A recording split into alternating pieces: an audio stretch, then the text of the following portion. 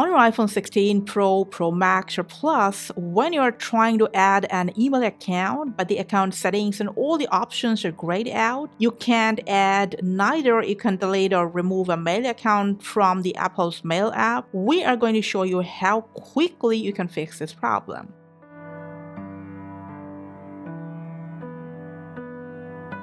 Alright guys, so for that, let's open up settings, scroll down for screen time, scroll down and enter content and privacy restrictions.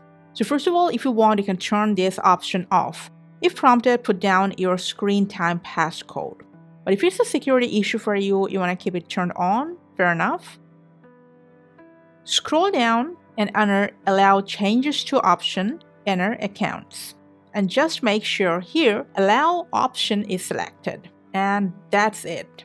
Now from settings to apps to your mail app, if you go to your mail accounts, you'll see none of these options are grayed out anymore.